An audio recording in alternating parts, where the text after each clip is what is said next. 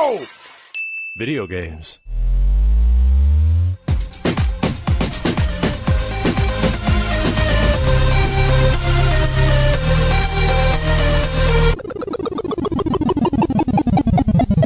What up, dudes, and welcome back to the YoVideogames podcast. I'm Matt. And I'm Andrew. And once again, thank you to all our generous patrons who kept us going for over 400 episodes. Yeah, if you're interested in becoming a patron at any level, please check out patreon.com/YoVideogames podcast. Dude of the week is Switzahouse. Thank you, Switzahouse. Switzahouse, long time dude. I don't know if that sounds like a horror icon's name or it sounds like a cup of coffee. I thought like a DJ. Oh, okay. Well, now you got to tell us, dude. Now you got to tell us the meaning. But as always, we have a sponsor to thank. And of course, we're talking about Manscaped. We've got a couple of favorite things that they've made. Obviously, the lawnmower and, of course, what we're both holding in our hand, the Beard Hedger Pro. The Beard Hedger Pro. Get that facial fuzz under control. I didn't take care of my neck beard like I normally do. Before. I hate neck hair. Neck hair is part of the original sin. It's not in the Bible, but God cursed man to have annoying neck hair, for until the end of his days for no unknown reason, for no good reason other than eating the forbidden fruit. But Manscaped is here to help. I got a weird confession, sort of like neck beard. Like my neck beard comes in and then it just it gets sort of really soft. The last podcast we will be doing together. But yes, I don't have a neck beard problem because Manscaped comes in to save the day. and not only for the neck beard, if you want to keep your Garden of Eden looking lush and trimmed, like Andrew said, there's Lawnmower 4.0, and then there's even Crop Preserver, Crop Reviver to keep it smelling nice and fresh. As fresh as the day, first day of spring. I was gonna go worse with that, but you were gonna say day you were born. It's like, but who was telling you?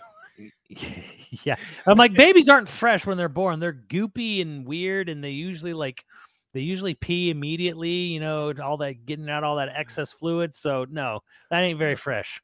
I was actually gonna take crop mops with me. I'm going on a backpacking trip for my birthday, and then found out all sorts of deodorants attract bears. Which I've been backpacking for I don't know, 15 or 8 to 15 years at least. And I have worn deodorant every time. And finally, I was just I happen to be in an REI and they were like, make sure you put your deodorant if you're going to bring deodorant in your bear box. But you don't want to wear deodorant anyway because it attracts bears. And I was like, it attracts what? I'm sorry, this whole time I've been in the backwoods just bears just following me shit. So I'm not going to use my crop mop. Although it smells kind of woodsy, right? You know what? You'll use it at the end of the hike when you're getting in the car. Yes. I don't want to drive all the way home. So you don't have to sit home sitting and fermenting in your own juices. Yes. There we go. But a couple of key features we really love about the Beard Hedger Pro real quick. It's got a dial, lets you adjust without removing and putting on new guards. Get that clean fade from your sideburns and your head, or if you're follically challenged like me, it makes it look so there's just not a hard line between sideburn and bald head.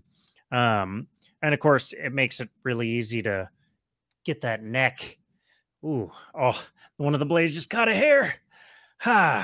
There you go. It's real sharp. It works even when it's not on. Even when it's not. It never sleeps. Always working for you. If you're interested in checking out any of Manscaped's products, please head over to manscaped.com. Use our code YoVG, all caps, for 20% off and free shipping worldwide. That's code YoVG, all caps, at manscaped.com for 20% off and free shipping worldwide. Your balls will thank you. So it's I don't want to let go. I don't ever want to let go. Don't let go, Jack.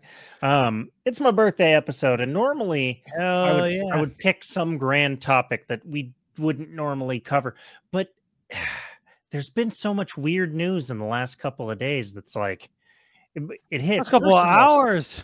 Yeah, even the last couple hours. But okay, let's Embracer Group is possibly collapsing, but the definite thing is it's selling Gearbox. Yeah, because the funny thing was Embracer's looking to sell gearboxes. I'm like, didn't they just buy? Yeah, they just bought them like 2 years ago for like $1 billion or for 1.4 1.4. billion. So Yeah. Embracer's they just shut down Volition. You know, Saints Row, Yep. Red Faction people. You know, the month Sony offers their last game for free. They got Yep. shut down. So that's rough. It was rough, but I was like, okay, like you kind of get it in a really morbid way where it's like, you know, Volition hasn't really had a big win since Saints Row 4. They had that Agents of Mayhem game, which no one bought. You don't even remember it. You have I no don't. idea what I'm talking about. It was set in the Saints Row universe. Then they did the Saints Row reboot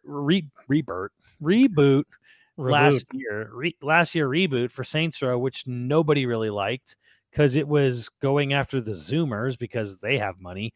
Well, okay. Here's the thing about the reboot was like, it seemed joyless. Yeah. Like Saints Row was supposed to be the joyful sort of counterweight to your GTA. GTA gritty. Yeah, there's humor, but it's like mostly gritty, down dirty. And then Saints Row is supposed to be taking the piss out of that. And that I feel like it peaked at 4, obviously. It like went way over the top. Right. But then their new plan was like, okay, instead we'll be serious. Well, it's a weird. Okay, so the whole. If you really look at that franchise, it's weird as a whole. Game 1 was nothing but a GTA clone, straight Right. GTA Yeah, it was clone. serious. Yeah. So was 2, kind of, but 2 started to like kind of lean into satire a little bit, right? Right. There was the And double-sided dildo you could use as a weapon and that's stuff like that. 3. 3 is like Oh. 3 is we embrace comedy. We are GTA, but just funny. Is 3. So 3 was like we're just comedy at this point. We're not anything else. 4 was like we don't fucking care. Granted, 4 was also supposed to be DLC that got expanded into a full game, but it's like superpowers, you know, flying, you You're in know, the Matrix. in the Matrix, alien invasion. We don't fucking like we just don't care anymore. Like it's whatever. 4 was just like a parody of video games. Where 3 was a parody of GTA, and then 4 is a parody of everything. We have a Metal Gear level, a COD level, we have superhero levels, we have this, we have It's great. Transformers parodies. It's just everywhere, right? Then they did a musical parody for the DLC for Gat Out of Hell. So, and then the reboot comes along, and it's still comedy, but it's way more grounded, and it's about the hyper youths. You know, The like Utes. the Utes, the 16 to 18-year-old crowd of today living in Albuquerque. As of Like yesterday, I'm an old man, and so I don't like the Utes. it's well, it's just kind of one of those things where it's like, here's the problem with anytime a game tries to appeal to the Utes, it's like, do you really want and here's I'll give a good example that my girlfriend pointed out to me when we were talking about it was, do you really want a 40, 50, 60-year-old man writing dialogue that's trying to be hip and modern of an 18-year-old? Because we watched a movie really, really good recently called Talk to Me. And one of the reasons Talk to Me really works is because it is a young group of people who have like come up, you know, I think they started on YouTube. And this was like their first breakthrough, like the first major film production, and I think it's done very well for them. It's horror, really good psychological horror. But here's the thing: the dialogue comes off really authentic to the people in the movie, because like the people making the movie are the people starring in the movie, and they're not trying to like hide their age, like up or down. You know what I mean? Right. A little bit like, yes, they'll have like younger brother characters or whatever, right? But it's like their dialogue and their attitudes feel genuine because it's not a 50-year-old man writing dialogue for a teenage girl. Well, that and with internet culture, language changes so fast that like you wrote that game a year ago, and by now you're way out of date on slang and jokes and shit. Like, just look at how fast meme humor. Like Chuck Norris was a meme joke for almost 5 years. Nowadays, if the Chuck Norris joke shit came out, it'd be done in a week, and if you were using it still, you'd be like lame as fuck. There's actually the new Ninja Turtles movie. Seth Rogen made a big point of like letting the actual teenagers Yeah. that were playing the turtles, like Riff, and like I get why that's genius. One, because they had to explain to him what they were actually saying, and I think that's hilarious. Yeah. But two, by the time the movie comes out, man, that means all that shit's gonna be outdated anyway. Like that shit's gonna feel Well, it really worked in that film because they recorded together. It wasn't separate Yeah. recordings. They just had the four kids come in and just, here's your scene, here's your setup, say whatever.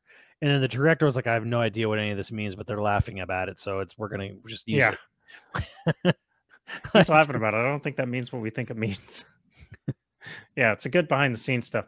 But yeah, so Embracer Group, it's what was like you've had because you had a bad day. Yeah, because they lost some $2 billion deal Oh, over the summer. There was like the report where like they had like apparently one of the most depressing sounding conference calls ever by their CEO.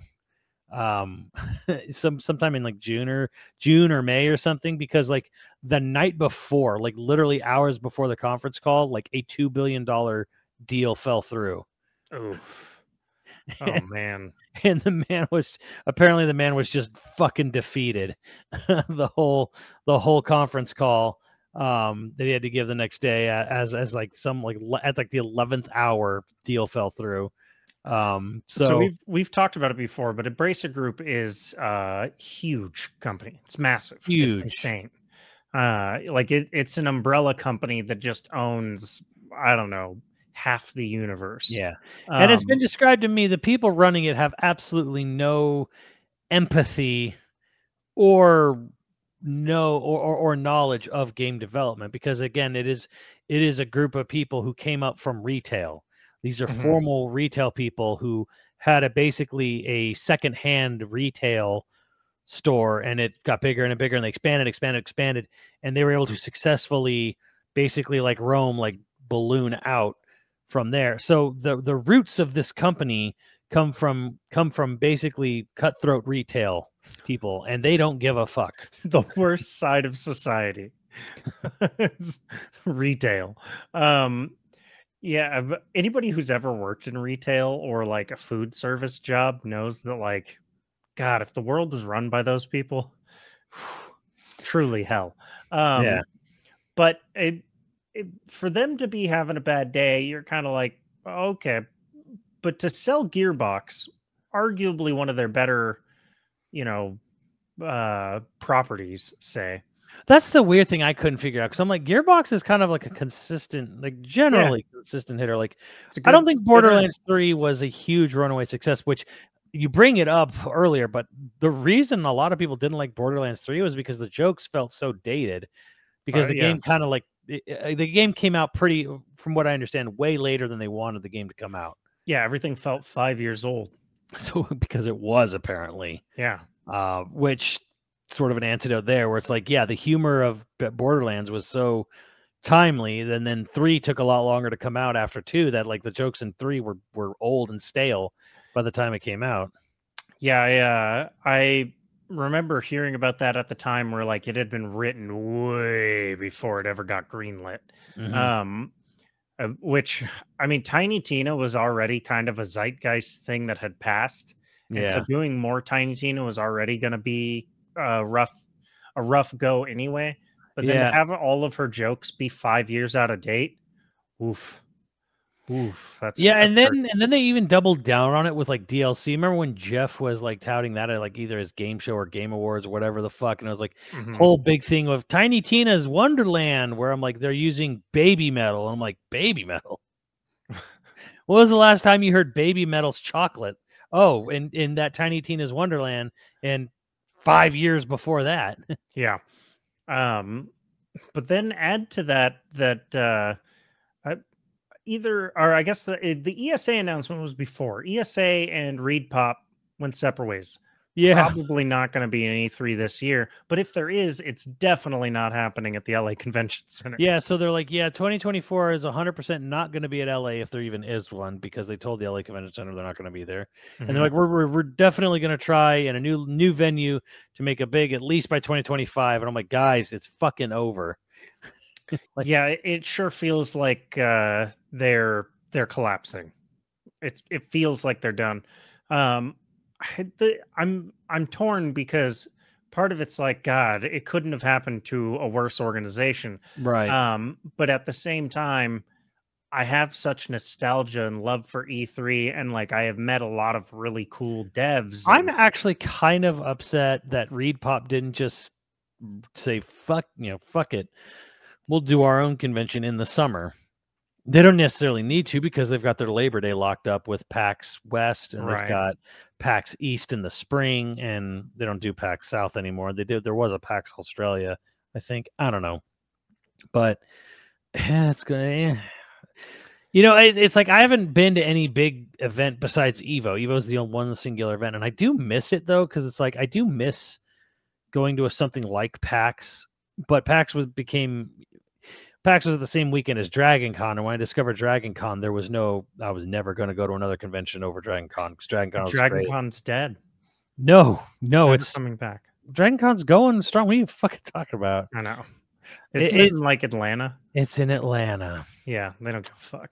Yeah. So I've opted not to go to Dragon Con last couple of years just because I know how big it is and I know how dense it is.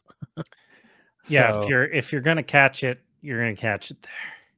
It's gonna happen. that's a great old place to get a sickness. Any sickness. Like a lot of sicknesses. You can get tuberculosis. People Mhm. haven't died of consumption in years, but you could get it there. Well, it's funny Um, because like when you go to Dragon Con, there's a CVS like in one of the giant buildings in the middle of Dragon. 'Cause Dragon Con takes up like 4 city blocks, and so Damn. there's like this main CVS like dead center of the whole thing, and they always have like they're like candy or like whatever things at the like they have these bins like at the front by the registers, Mhm. just sort of like dividers. Um, and when Dragon Con happens, they change the bins at the front for all the quick grab items, right? Yeah. So it's usually like either there'll be like Monster Energy drinks and like I think Pop Tarts in one, and then one of the bins is just full of fucking condoms.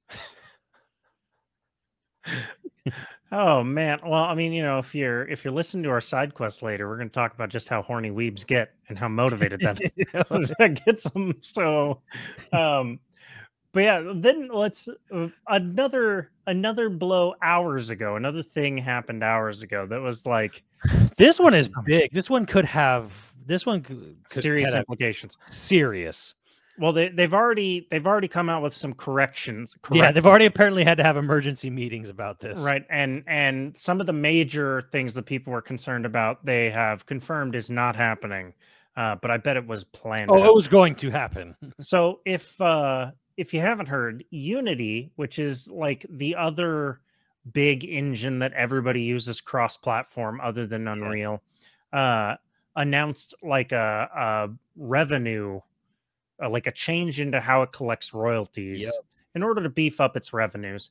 And pretty much unanimously, there was such a loud pushback from every developer and like platforms, and like it just caused this huge shitstorm to the point where within an hour of them announcing this, they announced that they were having meetings to address concerns, and then within a few hours after that, they had released a new statement basically walking back almost all of the things that they had said. And it's still going. It's right now they're still doing Well, emergency. the big crux of it that Unity wanted to start charging the developer money per install. Every Yeah, single time someone would install a game, they would charge them 10 to 20 cents right. for every game installed. But here's where it gets nutty. If someone installed a game that ran on Unity, uninstalled it, reinstalled it, they would get charged again. That got taken away. Hmm. That was part of their big walk back. It was like we'll only charge you for the first install. Initially, they said, "Well, we'll have sophisticated DRM tools to make sure people aren't doing it on purpose." I'm like, "Oh, that makes Right. that's because that certainly won't get cracked." And then like, what's the incentive for you to stop people from doing that? Because the thing is, imagine if someone was hate uninstalling a game. that's giving Unity money. That's in your Right. benefit for people to abuse the system. You're gonna protect them for something that makes you more money. Yeah, I don't fucking buy that at all. But it was like, yeah, people were immediately just like, okay, great, pirate the game, install it, uninstall it, like, do it like 100 times, cost $600. Well, You know, and Game it then to- immediately people are all like, "Oh yeah, so Game Pass is just dead." yeah, and like developers were going on social media today saying like, we don't know what our future is. We may have to pull our game, kind of Right. thing. Because like they're saying like, yeah, every time someone downloads our game on Game Pass, we're gonna get charged for it. For Yeah, it'll suddenly cost me money. It'll yeah, cost me more money than I'm earning by having it on Game Pass. No. like someone on Game Pass, you could literally just be like, go and find a small indie game. You could just to be a dick, you could literally if you had a good internet connection, you could like install, uninstall, install, uninstall, install, uninstall, and you're just causing them to spend like have to pay money to Unity over and over. Like it was the absolute wow. This is the dumbest fucking thing I've ever heard.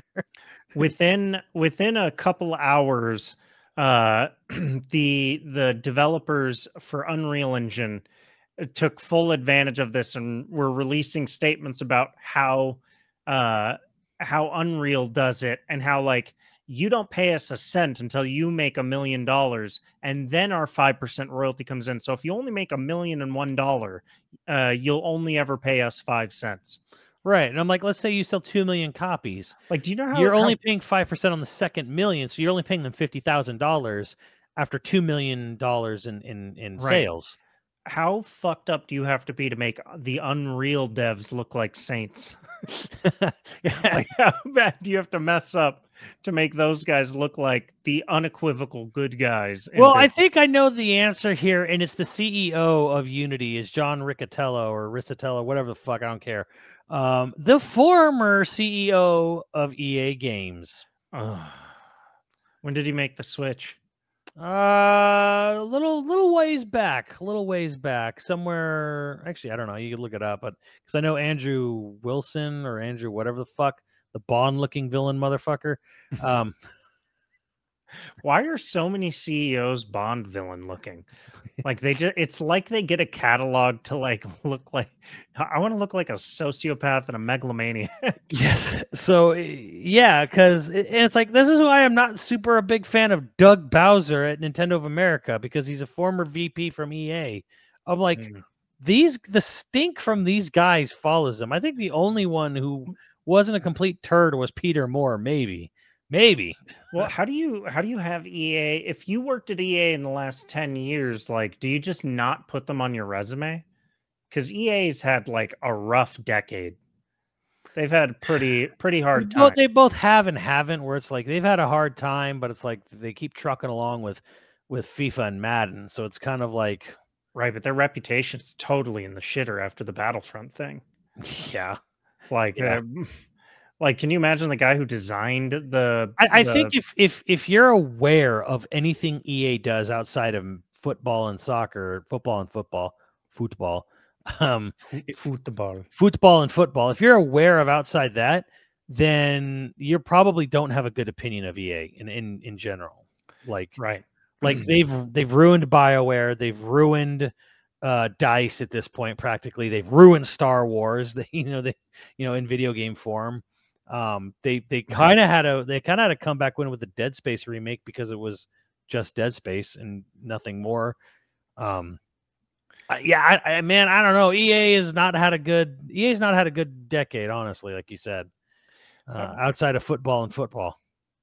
I okay, I'm trying to think what was the last game they released, not football and football, that really won people over. Mm. I mean, Jedi Survivor people are happy. Like the Jedi, like that's You could argue Apex. yeah, You okay, could. yeah, that's fair. You could Like argue, even though it was made under their nose, they did it. It was made in secret, so that right, EA um, couldn't put any suggestions right, onto it. And then Titanfall 2 was a big win for anyone who actually played it. yeah. Titanfall 2, fantastic. But what year was that? Titanfall 2 is 2016, 2017. God, see, I am an old 2? man now. Titanfall 2 came out the same. It was the same year it came out. Remember, it came out a week after like one of the Battlefield games. Oh, And that's they right. Yeah. and how they literally sabotaged their own game release with it. It was somewhere around 2017, maybe 2018. 2016. 16. August 19th, 2016. 16. There you go. Yeah, still old man. Apex Legends was 2019. Yeah, okay. 2 games there that I would say are definite wins. Apex was good. Definitely was good for 6 months. I think it was like genuinely probably the best battle royale for like 6 months. And then it started to sort of fall apart. Maybe all battle royales do in that 6 month to a year, except Fortnite. Fortnite's still holding strong. Yeah. The Jedi Survivor game, like people seem to They like had the that. I same haven't played that yet. problem. Well, it's funny because both Jedi, Respawn Jedi Survivor, whatever games, same issue where it's like it's a pretty good game, but it launches rough. Right. It has to get fixed in post. Well, that's kind of the truth of every game these days. Although surprisingly, Starfield, a lot of people had problems with how it was running. I have had no hiccups, no problems at all, Mhm. but I'm also playing it on a pretty beefy rig. So supposedly update got released today, the September 12th, that fixes a lot of the PC problems for people that are having them. Like an NVIDIA update fixed a bunch of stuff. I also think EA is sort of a special case in the fact that they took what was probably one of the most valuable IP in existence and just totally ruined it gaming wise. Yeah, Star Wars? Yeah, Star Wars. And then on I top of mean, that, it also got ruined. It's one of the most valuable IPs ever, and Disney also ruined the movie IP. Like Disney's just running everything into the yeah, ground. because I'm gonna sit there. I'm gonna have to sit there and say like, yeah, but to be fair to EA, they're not the only one kind of screwing around with Star Wars. Right. Star Wars is just kind of falling apart. Star Wars is just kind of rough in general. Mm, yeah, but yeah, like going all the way back to the Unity thing though, it's just kind of like this thing where okay, the implications of this are going to be far reaching because even though they're walking back shit as we speak, right? Where is going to be any trust to work with this engine ever again? Well, especially because it was very popular for mobile games, Yeah. But like which get here's the downloaded like fucking here, crazy. and here's the other thing. Publishers now, and from what I was hearing, I saw it on Twitter and stuff, were like looking like and people were saying were warning about this and maybe it was even happening where publishers were about to go like we're canceling any game built in Unity that we're publishing that some other developer is developing. Right. Like there was word that they were just going to, and I heard it maybe it was even happening where they're like, we're just cancel right now, freeze development on all games that we have in development that's using Unity Well, and because holy shit, we're not going to put up with this kind of thing. Which and the Game Pass and nothing, and I can't imagine Microsoft being anything but infuriated by this because it's like so if you're a developer or even a publisher, you're going to be like, well, get my game off of Game Pass. I don't want it on there anymore, period. right. And Microsoft's being like, why Unity? Why are you fucking over my Game Pass? My little Game Pass empire I'm building here. Why are you so dumb? And then they see the CEO's name. They're like, fuck. It's like, damn it. God damn it, this stupid motherfucker. This guy just can't stop screwing up. Yeah, no, I mean, the reason the mobile, I actually think the mobile game thing is the biggest deal because so much of mobile gaming is built on Unity. Yes. The moment any of the mobile game publishers are all like, "Oh, we're dropping you," like that's a huge chunk of And let me Unity's tell business. you what a big one is? Fucking Genshin. Genshin Yeah. runs on Unity. Genshin has a livid fan base. that when they try to screw over, they've reviewed bombed the hell out of Genshin before. They've done shenanigans like that. You're giving them the power to cost Hoyoverse money. Like, imagine if you got 1 million pissed off Genshin players. Not hard to do. All they would have to do is uninstall and reinstall the game 5 times each, and then they cost the company $1 million.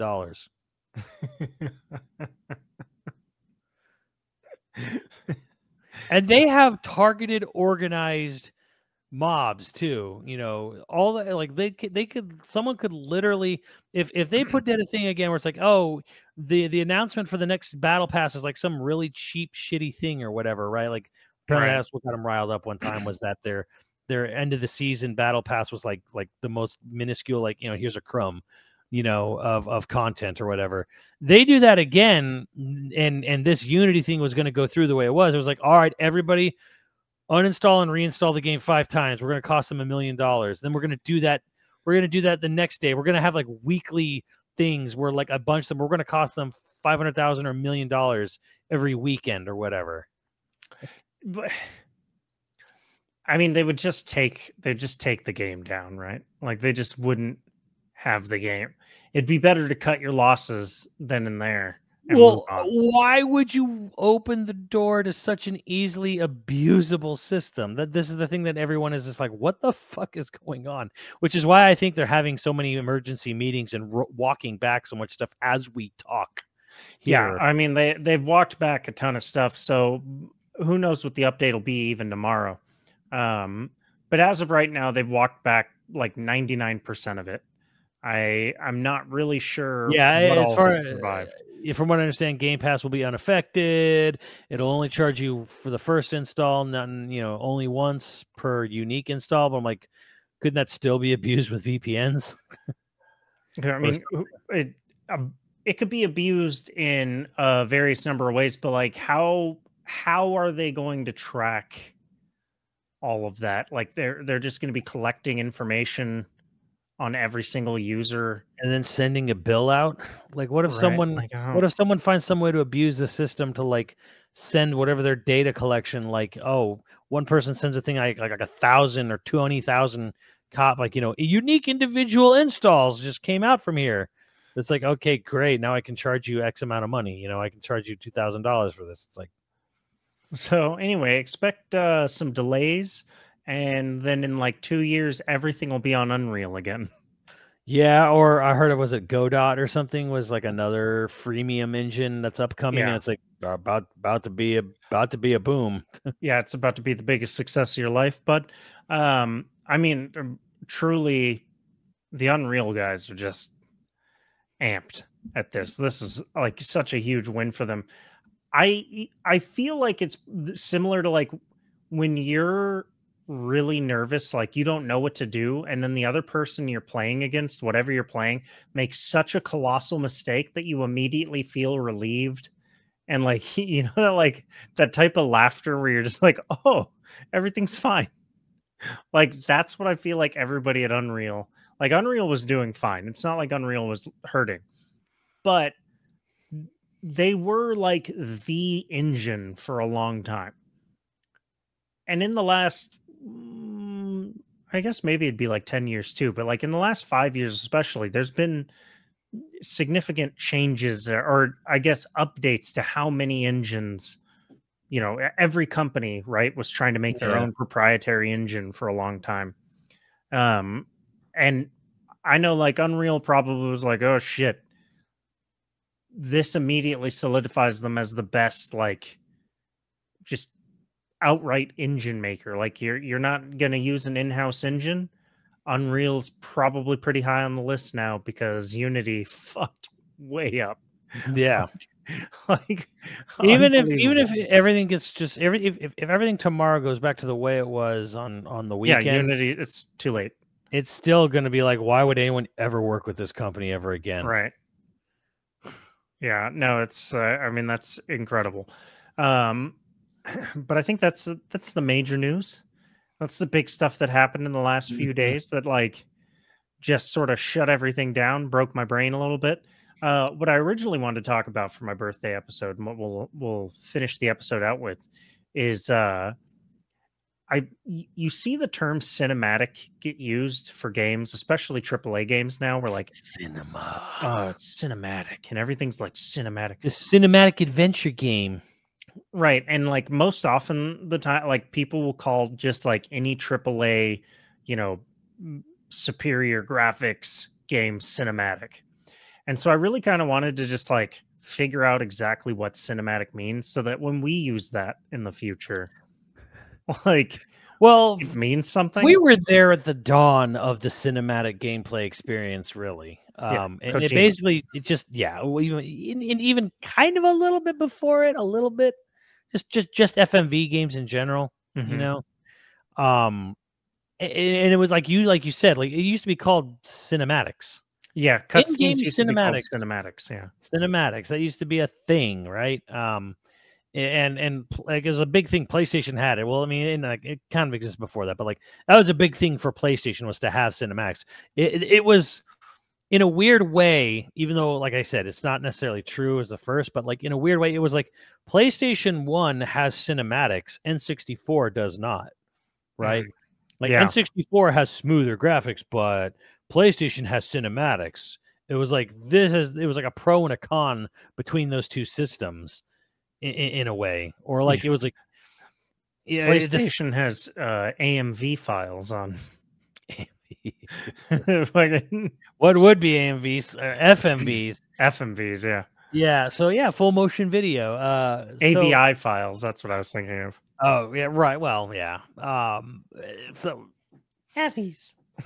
we were there when like, and honestly, like Metal Gear did it was great, and the thing was, is Metal Gear didn't even use hardly any FMV footage. Right. Yeah. Just a tiny bit of like both Canadian wildlife and some like weird footage of like military nuclear disposal footage, which they lost the license to, which they had to get back for the Metal Gear collection, which I don't even think they got all of it back. Some of it's going to be different, I think.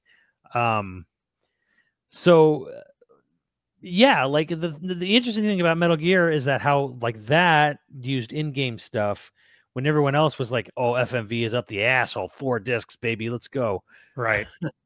And I kind of like, I am a little bit on the side of like this kind of not ruined, like this kind of was not necessarily a net positive in my mind.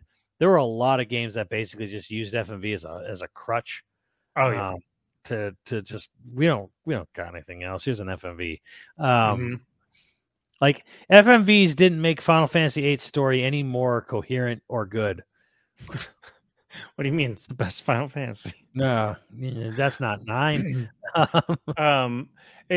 Well, I do.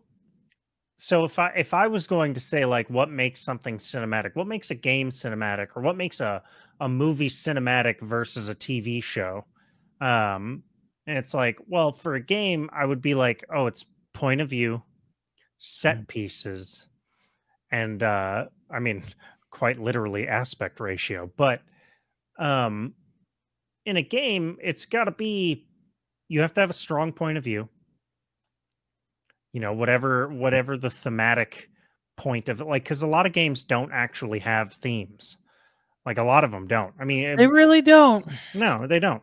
And I think it's one thing where you look at like a game, well, any Yoko Taro game has really strong themes, but doesn't necessarily have a strong point of view. Yeah, It's not trying to. He's not trying to direct your view at anything. He's just trying to have, like, I wouldn't call any of Yoko Taro's games cinematic necessarily. yeah, and I'm not sure he would either. Right. He's very much like heavy on themes, not so much on point of view. He's not trying to direct your eyes at anything purposely. He's just trying to like force you into that world essentially. But then you look at like any Naughty Dog game, they're constantly directing your eyes. They're constantly giving you a point of view, right? So there's themes, there's characters, and there's point of view all built into the narrative for Naughty Dog games. They're all highly cinematic. To the point where like you'll get some people will criticize Naughty Dog games by saying like they're not really games, they're just movies that you walk through. Sometimes, not all the time. I wouldn't agree with it, but it is a I definitely think that was kind of an issue with Uncharted 1 and even sort of Uncharted 2. Like, you have the shooting mechanics, but it does kind of have this sort of like, go here, like especially Uncharted like 1, you know, the first one where it's like, right. here's a stop and shoot the guys in this area segment. Then we watch the cinematic. Then you do like like some very light minor like move a switch, you know, do a thing, slight puzzle here, do a cinematic. Pan at what you need to look at. Yeah, Come back. like one Yeah. especially felt like it had like the pacing of like a light gun game with a lot of cutscenes. It probably would have been a pretty good light gun game. That's what I thought playing Yeah. the first game. I was like, you know, this actually would have been a baller light gun game. But that's like that definition for me is what I would use. And I would actually say, like, if you go all the way back to like Metal Gear Solid, Kojima being sort of the first guy, really, I think, to try and go for that in games on purpose. I think there's plenty of people that like made games that you could say had point of view and stuff, but like I think he was really going for it. You look at his stuff and it has like a different texture, a different feel to his games because of that point of view, because of those characters, because of those set pieces. You know, and actually if I recall correctly, like a lot of Metal Gear, like it's like that 3/4 angle top down sneaking fixed camera that sort of follows you, you know? Yeah, well, during the gameplay segments, yeah, it's almost all like overhead. It pretty much Yeah. is overhead, like, or tilted. Some And then variation of it's it. the music that makes it cinematic in that. That's what I was gonna argue because you know, Mm, like, what it makes a game cinematic? I'm like the fucking music. The music is the there music. if it's fucking hitting, which I think it's shocking to me how much games don't properly utilize music. Um, and like because like and it could be like you could use music as a sort of like breathing or like an end of, you know, punctuate a scene, like afterwards, like best is yet to come, right? Hmm. But you can even use, but music can be used mid cinematic if it's done super well.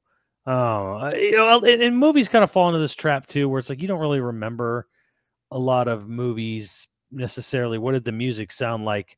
But if you played that, if you remember, if you watch like a cutscene of a movie without music, just the sound effects also sounds weird too, Hmm. right? But then like there are movies where you do remember the music really well, like Predator is kind of an interesting example where it's like you know when they're Yeah. looking and you hear that like there's sort of like tension, like there's like the tense music, or like the like holy shit, like you know like music getting like you know strings going nuts when something does show up and you see like the Predator or something like that, like and that's a schlocky B movie, you know, great schlocky B movie, but you But know it's not. still, yeah, it was a B movie. Um, I I also want to say like it doesn't have to be a AAA game to be cinematic. Hmm, You know, like you have games like Bastion or Journey or hmm, Limbo all have point of view hmm. characters, set pieces, music, you know, thematic music, strong themes for all of those, and Yes. none of them would be considered a AAA title, you know. Rhyme also is a cinematic game, and it doesn't even, you know, it doesn't even have like, it has strong themes. It has a point of view that it, I would say it's a very subtle point of view that it, like when you hit the end, you have the full scope of the point of view, Yeah. but it is directing your emotions and your view towards a specific point of Yeah. interest, basically. Um, you know, and like you have the easy ones of The Last of Us, The Last of Us 2. Um, but I would almost argue that like those are very much intentionally, they're successfully intentionally made to do the exact same things that movies do. David Cage, he really try. I don't think he's successful necessarily. But that is what he's going for. He's going for a very cinematic experience in You know, his there's games. what's sort of interesting too is that like there's like because the point of view is like you know what you're pointing towards is more and you're talking more in relation to theme or whatever. And I'm kind of like reminded of certain games that have like physical things that are like object in view. Hmm. Where like this like Journey, for example, the big mountain, like you like the thing is always sort of looming Yeah, oh, yeah. as sort of like this goal, you know, or whatever. And it's interesting when games sort of become like use that almost symbolically in a weird sort of way, like you know, like marching towards something. Um, the games I play do that. Kind of something most of them do, where in each Xenoblade there's a distinct thing object in the distance, Oh, that's like always in the background, what you're always in the moving toward. background, some giant ass looming thing. Hmm. And it kind of when you get there, it's always never quite what you expect it to be. And then there's always some weird thematic theme to it. Hmm. That sort of like ties a little bit in with you know the overall overarching plot of the games is like always having that thing in the distance, this giant looming thing, this goal I'm trying to get to this end game, this end goal. Um, and then you get there and there's usually like some sort of like Twist or twist or just something to it. There's like something more to it. Where it kind of it always ties in because those games are always about like the name Xeno. It's always about basically learning to deal with it's clashing cultures, clashing points of view, clashing right. everything and then trying to work together, trying to see if they can ever like that can ever come together, like literally or not. And like the weird thing is that like Xenoblade 2 has this weird thing where it's like the goal is to get to this thing called the world tree, this big giant tree, but it's actually a surface to low orbit space elevator, as you find out. It's just as overgrowth all over it. And God's not up there. It's actually just a scientist who fucked up the world. And then he used science to restart life on Earth using technology. And then the end of the game is because the whole thing is you're trying to get to Elysium, which Elysium's just basically like an abandoned space station, and then it crumbles at the end. You actually have to like it actually you have to like blow it up or whatever. Um, and so you don't go towards Elysium. You end up blowing it up, and what happens is that they end up basically combining the continents together at the end, so that all the continents come together on Earth. It's not about getting to this Elysium in the sky. That was the object the whole game. You thought you were going there to save everyone because land was dying out. Hmm. So but then at the end of the game, it's like, no, you destroy heaven or so to speak. But like that big object was not the goal. The goal was not to run away. The goal was to combine together kind of thing on Earth. Yeah, I'd say Kind of thing. that's a pretty cinematic game. Right. So there's like it ties in like this visual thing that's sitting in front of you at all times, and then like it's symbolic, and then like it has like ties to the theme and plot of the story. Like I would say most AAA games now that's what they're going for. That's what they're doing. Yeah. A lot of them. But I was trying to think of like older games, maybe even pre-Kojima Hmm. that also attempted or did that successfully. And part of me was like, it didn't really do it, but it had the beginnings of it, which is like Rolling Thunder and Rolling Thunder 2, having that like it's a side scroller, so there's not necessarily visually they can't control your point of view, but it Yeah. had a very like good guy, bad guy, your good guys on the left side moving right, that kind of thing. The same visual language that often gets used in classic, Well, it's you know, almost like editing in a way, where right. they're using like classic editing technique, which is kind of the beauty of 2D games. I feel like it's kind of lost now with 3D games and people having control of the camera at all times. Mhm. Because in a 2D game, you can control the editing, you can control the spacing of where your eyes should be on what side of the screen and what, like, where thing is coming from, where Right. the action is coming from, left to right, top to down, stuff like that. So there's sort of a beauty in, I would almost say, 2D game design, especially for action games, that where like the action is more, it's honestly more controllable, more understandable. Well, I think one thing that's really, really cool about level designers in specific, for especially say like Horizon or Uncharted or, a game that has like sweeping vistas and like lots to get lost in. Um, and actually, I would even say this is true about Starfield. I haven't played enough Bethesda games back to back to back to say this for certain, but I think this is one of the things that Bethesda often lacks is like that point of view. It doesn't have like it doesn't direct you towards anything. And Starfield's the first one that I can remember playing where like you're actively asked to play the main story first before you do all the Yeah, exploring. because the beginning of Starfield, as I jumped on and played it, is like you're like the miner going down this elevator, and there's these two characters, like your boss and Hmm. whatever, and they're basically kind of describing work or whatever and the safety precautions. You mine a little bit, and then they blow a hole in a thing, and you go and you touch the weird object buried, and you have like this vision of the Hmm. universe or whatever, right? That's the beginning of Starfield. Am I getting this right? Yeah. Yeah, so I'm like, I actually remember thinking this is closer to a BioShock feel at the beginning of Starfield Yeah. than it felt like, because the Elder Scrolls like 3, 4, and 5 is like you're a guy going to jail, and then something happens. Well, I don't know if anything happens in 3, but like in 4, it's like Patrick Stewart comes and rescues you, and you run out of the sewers in jail, or the dragon comes in 5, right? Yeah, in Skyrim. I don't know if anything happens in 3. You just get off a boat, I think. I don't know. But it is very much like here's the world that's open to you. Now go. Yeah, it's very. It didn't. I mean, they kind of was like they tried to be cinematic, but it was like eh. And then Starfield actually felt to me closer to a Bioshock game.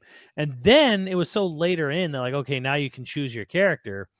And then I saw that they had pronouns, and I had to immediately shut the game off and delete it. Yeah, it was Forever, for bullshit. having all that Burned it all down. modernization in it. Oh, it was just, oh my God. Um, Can we talk about how stupid that was? I could not believe that was like a top trending topic on Twitter for a I while. don't know. I'm like, I'm over the culture war. well, I'm Um, just like, what is even the argument? it's just a dude who was looking for something to be mad about. Everybody wants Holy to be mad about fuck! something now. Like, holy fuck, man! That like, you hear the phrase "go outside and touch grass" a lot. That was the most applicable use I've ever seen of it. I just like it, you have to be looking for a reason to get mad about all these things every day. And I'm not even just talking about him with the pronouns thing, but like people who are overly sensitive about everything. The internet has made people so goddamn sensitive like truly I didn't until I saw the blow up. I didn't even like I never even saw the goddamn pronouns. Like when the guy was like, "Oh, I had to turn it off." I was like, "Oh, I guess that was a thing." I just didn't it did I didn't fucking care and I still don't. If they didn't have them, I wouldn't fucking care. Like I know that that's probably equally galling to some audience somewhere, but I just truly I don't give a fuck. Like I just mean, move on. it's a primarily a first person game, anyways. And when you do see your person, you're basically a lump in a fucking astronaut suit, anyways. It could be anything in there. It could be a dog, You get some cool fucking suits later, man. sure, but like, Um but going back to like Fallout 4 also had a similar beginning to Starfield where like you do like it's a very like was it like the dude looking in the mirror with a baby or something like that, right? yeah, and then like you wake up in time to see your kid get taken and your wife get Yeah, killed and like yeah, that whole thing. But then right after that, it's immediately like, meh, and you're kind of fuck, and you wander around for. But yeah. um, Starfield doesn't it doesn't feel the same as previous Bethesda games in that way. Whereas like Bethesda Mm. never seems like it's trying to give you a point of view or a theme necessarily, and Yeah, Starfield they feels make like sandboxes. right. Starfield feels like it's very heavily going for theme and trying to give you a point of view. And It from what does. I understand, it's actually kind of neat. Like, kind of Yeah, what they kind of some of the things they pull off in that game at the end of the game and whatever. yeah. I'm like, oh, pretty cool. I'm actually kind of glad they went for something like that. Like, you know what? I shit on Bethesda all the time, and I still will. But I'm like, look, they were trying to do something a little more cinematic. It's good. They did good. I saw a lot of stuff where people are like, "Oh, get through the main story as fast as possible." I disagree. Now that I've gone through it, I didn't beat the main story until like Yeah, 48 I've hours heard into there's them. debate on that, and I know why.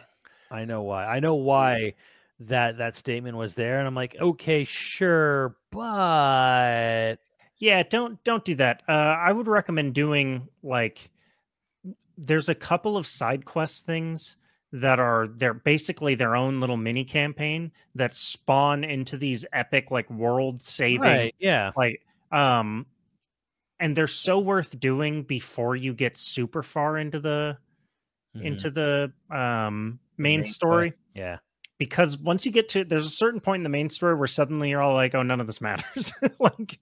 Once you get to that certain point, it feels like there's no stakes yeah. necessarily anymore. Which is always the problem with heightened stakes. Anything that has like stakes that get super big, it's like starts to make everything else feel irrelevant. Right. So my recommendation is, play it at a normal pace. Just don't forget about the main story. Do the main story because there's cool shit that happens from it. But Hmm like you don't have to rush through it at all. Um, I got sort of sidetracked on the Bethesda thing where it's like um it doesn't have that point of view that other games will have in its level design for like big open world games. Sometimes they have to design levels in a way to make the points of interest line up to sort of draw you a certain way Yeah, so that and Bethesda doesn't seem to do that. Bethesda seems to do a lot of like randomly generated, like you don't get drawn to specific areas based on looks or layout or whatever. Whereas like in Horizon, for instance, there's whole areas that are designed in a way to like draw you towards the area appropriate to what you're doing. In a way, like how you can look at certain areas in Horizon, like yeah, you can totally go that direction if you want to, but this direction looks interesting from because they yeah. know you're going to come out of this area, Trying to guide you towards right? And I think that's one of the plot most beats. it's one of the most impressive things about game development or game design in general is like a really good level designer is basically a cinematographer without control of the camera. They're Mm. setting up the lighting and the level in such a way to make you want to point your camera in a certain direction and to make you want to go that direction. And I don't know how much of it is by design. I think a lot of it, to be honest, or how much of it is just like fortuitous, like how much is just it just Mm. worked out that way. Yeah. I think in early days of open world games, it probably worked out that way. But I think now, especially now, like a lot of these games put a lot of thought into how to like Well, I think it's harder. I actually think it's really hard to do in a city atmosphere, like a classic right. GTA. It's very hard to sort of funnel someone towards something because you just have buildings all around you obstructing your view at all times. You're following, the little GPS to go to your destination for main quest, side quests, Right. whatever. You can't really like Horizon has that great thing where you could walk across the valley, like a desert valley or something, and see some shit or you could see a big city up on a cliff, or you could see like a big trail that leads down in a valley and a T-Rex down there. You don't have those grand you don't have grand vistas in GTA, and In a Steve would city. argue that point to me to death, but it's like, "You got grand vistas?" I'm like, "Yeah, if you're in a plane, like, if you get Well, a jetpack and you fly above everything," but it's like the general, like, walking on the ground stuff, it's like, not really. You have to, A, know where it is, like, I'm gonna go towards the beach, or I'm gonna drive out to fly to this island, or, like, drive up to the top of the mountain to get this grand view or whatever, but the grand view was not gonna be there until you physically knew about it and left the city to go see it, because I cities was uh I was gonna argue. I don't think cities suck, but I was gonna argue Spider-Man does a good job of that. But then at the same time, it's sort of giving you the bird's eye view. yeah, like Most of the Spider time, you're Man. swinging and Yeah, he's fucking flying above the buildings. Like, of course it has like these grand vistas. You're fucking Spider-Man. what. So to close out the episode, do you have like what's a game that you played that you weren't expecting to be a cinematic experience, and then it ended up being one. Because Mm. like I can't think of a game where it just like it snuck up on me. Like it feels like cinematic experiences are now designed like Mm. from it feels like it's part of the marketing now. Like when we go play Alan Wake 2, we know that they're Yeah. going for a very cinematic experience and it's probably going to kick ass. Like horror games are probably the number one way you can look for point of view and theme and stuff. Yeah. But I can't think of a game necessarily off the top of my head that surprised me. I would say it's an indie game. Came out this year. It was definitely more cinematic than I was expecting it to be. It was Last Case of Benedict Fox. Oh You kind yeah, of like you would yeah, assume yeah. from the name of that, oh, it's a cinematic game, but you look at it and like it kind of looks like a weird. It looks like Out of This World or something, but it's actually a Metroidvania. But like there's definitely some weird stuff going on. And you know what? Another one, I'll say another one, Little Nightmares. Oh, see, I haven't played Little I'll I'll, Nightmares. I'll say little because Little Nightmares like oh, it looks kind of like Limbo, but there is like a weird plot and it kind of like sneaks up on you, especially in the Hmm. second game too. They even have a podcast for it now. Um, so Like they have it's a podcast dedicated entirely to Little Nightmares. yeah, like a character from Little Nightmares talking to like a psychiatrist. Huh. That's cool. Yeah, yeah. So that one was kind of like one of the both of those were kind of like smaller indie-ish titles that like, I wasn't expecting as much cinematic stuff to sneak up on me as it did. But Planet of Lana is another kind of indie, side-scrolling title that got way more cinematic than I thought it would. Because of Game Pass, you're getting to play way more indie games, huh? Yeah, Ori's a good example too. Ori's a great Or example. yeah, Ori is a good example for sure. So yeah, I guess that's the question for the dudes in the YouTube comments or tweet at us like, what's a cinematic game? Or maybe what's your favorite cinematic game? Even if it is like, even if you're gonna say Snake Eater, which I would agree, absolutely it is. Oh yeah, Twin Um, Snakes is the best. yeah, I mean, Twin Snakes is a perfect example of a game where they took a cinematic game and then made it even more cinematic because they took John Woo's, uh, style or stylings. Ryuhei Kitamura. Yeah, good, good on you, dude. But as always, we've got some patrons to thank. If you're interested in becoming a patron at any level, please check out patreon.com/YoVideogames podcast. Dude of the week with Switza House. Thank you, Switza House. And our producers for this episode are Mutton Chops Johnson, the Pink Hammer, the Schmidt One, Screwnomi, Kuroi35, Hyper Viper 89, Ziggy Z, and Online Persona. Thank you, dudes. We will catch you next time. Later, dudes.